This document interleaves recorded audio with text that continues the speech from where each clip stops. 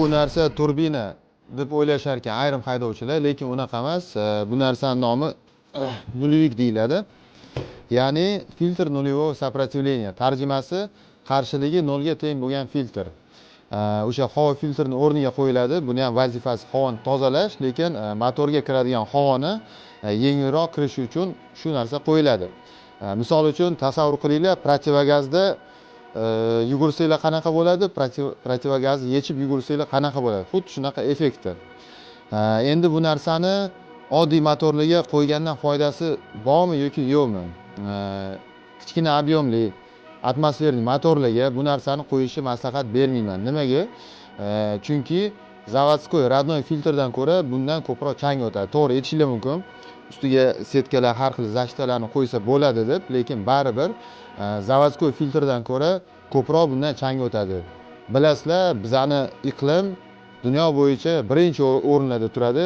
Tozalik bo'yicha chang ko'p bizada, o'shaning uchun qo'yishni maslahat bermayman, lekin qachon ish beradi? Agar PAUX sistema qo'yilsa motorga, ya'ni kollektorlari o'zgartirilsa, o'shanda buni effekti bilinadi.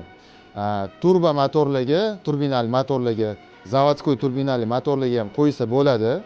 Effekti ko'proq bilinadi. Lekin o'shanda ham maslahat bermayman. Nimaga? Chunki motorga ko'proq chang kirsa nima bo'ladi? Motor moy yeyishni boshlaydi. Ya'ni motori umri qisqaradi. O'shaning uchun agar motoringlar tuning qilinmagan bo'lsa, endi buni ko'proq sportsmenlar qo'yishadi. Nimaga? Chunki ular har 2000-3000 da kerak bo'lsa har 1000 kilometrda moyni almashtirishadi. O'shaning uchun bu narsani qo'rqmasdan qo'yishadi. Kuchi ko'p bo'lsa bu narsaning effekti bo'ladi. Mana boshida o'sha 2010-yillarda tuninglarga qiziqishni boshlaganimda bu narsani qo'yardim. Kapotni ochganimda to'g'ri chiroyli turadi. Motor ovozi ham sal o'zgargandek bo'ladi. Lekin unaqa zo'r effekt beradigan narsa emas. Xulosa, motorni kuchaytirishda nolyevikning foydasi bormi? Deyarli foydasi yo'q. Ya'ni o'sha beradigan 1-2% natija uchun motorni umrini qisqartirishga arziydimi yo'qmi o'zingizlar hal qilasizlar. Agar motorni realni kuchaytirmoqchi bo'lsanglar, PAUX sistema bilan bittada bu narsani qo'yish kerak. O'shaning uchun pulinglarni bekorga ketkazib yurmanglar. PAUX sistema haqida keyingi videoda aytib beraman. Agar video foydali bo'lgan bo'lsa, like bosib, tuningga qiziqadigan do'stinglarni belgilab ketinglar. Obuna bo'lib qo'yish esdan chiqmasin.